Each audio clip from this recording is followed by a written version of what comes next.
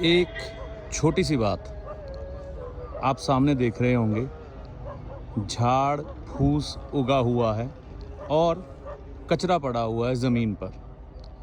इसके बिल्कुल विपरीत दिशा ये ज़मीन, जो कि किसी किसान भाई के द्वारा जोती गई है और लोगों की भूख मिटाने के लिए शीघ्र ही इस पे अन्न की उत्पत्ति होगी।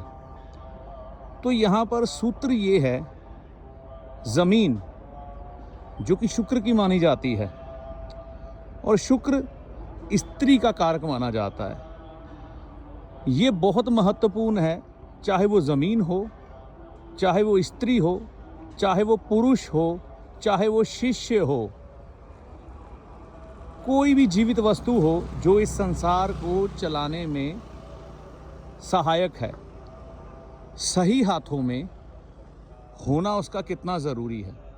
इसी ज़मीन पर अगर गलत हाथों में कोई व्यक्ति चला गया तो ऐसे घास फूस उगेगी जो देखने में बहुत भद्दी और किसी के काम ना आने वाली होगी।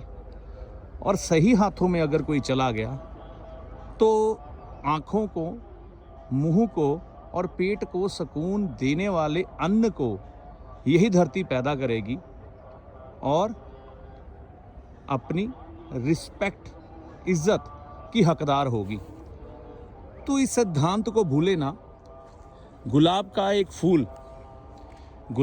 फूल किसी गुलाब के पौधे पर जब उगता है तो उसका बड़ा महत्व होता है कि अब वह गुलाब का फूल किसके हाथों में जाता है।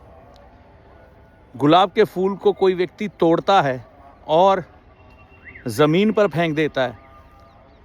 कोई व्यक्ति गुलाब के फूल को तोड़ता है, नाली पे फेंक देता है। कोई गुलाब के फूल को तोड़ता है और उसकी माला बनाकर किसी विवाह के समारोह में टांग देता है। कोई उसी गुलाब के फूल को ले जाकर परमात्मा के चरणों में अर्पित कर देता है।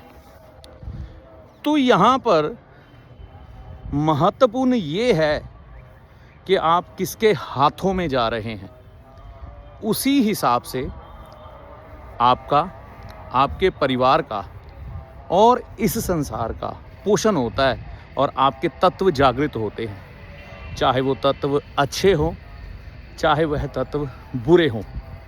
इस सिद्धांत को समझने के लिए ज्योतिषीय दृष्टिकोण से सोचिएगा, बड़े अच्छे उत्तर आपको मिल जाएंगे और आपके जीवन में कुछ अच्छे बदलाव आएंगे, ऐसी उम्मीद करता हूँ। तो इस प्यारी हरियाली के साथ आज मैं आपको छोड़े जा रहा हूँ। इस वाणी का लाभ आपको माता रानी की कृपा से होगा। जय माता दी। ज्योतिषी आपका सलाहकार है जो आपको भले और बुरे समय का ज्ञान देता है, ना कि कोई चमत्कारी बाबा जो छड़ी घुमाकर आपको माला माल कर देगा, धनवान बना देगा, या कोई जादूगर जो छलावे में डालकर भ्रम की स्थिति पैदा कर कर आपके भाग्य को बदल देगा। तो ज्योतिषी को हमेशा सलाहकार के रूप में देखें, ना कि चमत्कारी बाबा या जादूगर के रूप में। ऐसा नहीं होता।